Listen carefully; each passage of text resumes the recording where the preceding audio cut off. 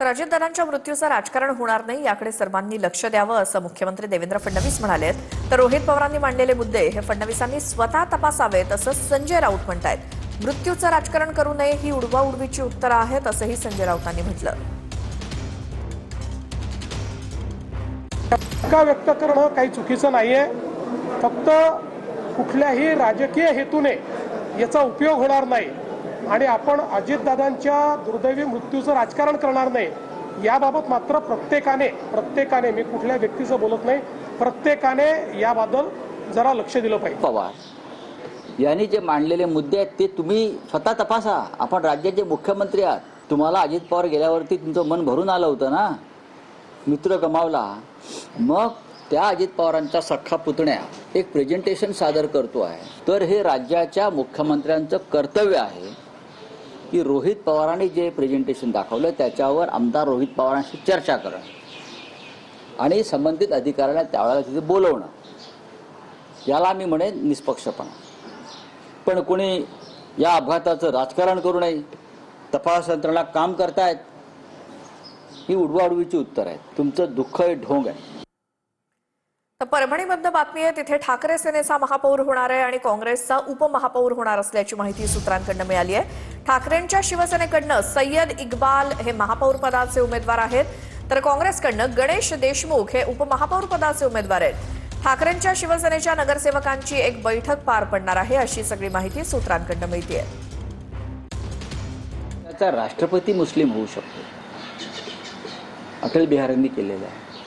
या देशाचा अनेक ठिकाणी मुख्यमंत्री मुसलमान होऊ शकतो, महाराष्ट्रात झालेले आहेत। राज्यपाल होऊ शकतात, लष्कर प्रमुख होऊ शकतात, झालेले आहेत। निवडणूक आयुक्त मुस्लिम होऊ शकतात। मग एखाद्या ठिकाणी जर मुस्लिम महापौर झाला तर हा तुम्हाला प्रश्न का पडावा? तर तुम्हालाही सगळ्यांना काल संघ विचाराचं बाळकडू तुमच्या पोटात आणि ओठात गेलंय का? नाही, तसं नाही। तर महाराष्ट्राचे माजी राज्यपाल भगतसिंह कोश्यारी यांचं एक वक्तव्य समोर आलंय। ते म्हणतात, राज ठाकरे नरेंद्र मोदींना जास्तच घाबरलेत, मोदींना घाबरू नका, त्यांच्या जवळ जा असं भगतसिंह कोश्यारी काल म्हणाले होते। यावरती ज्यांना धोतर नीट नेसता येत नाही ते आम्हाला काय अक्कल शिकवतात असं संजय राऊत यांनी म्हटलंय। मोदींना कोण घाबरतंय, डोळ्यात डोळे घालून बोलण्याची मोदींची हिम्मत नाही असं देखील उत्तर संजय राऊत यांनी दिलंय।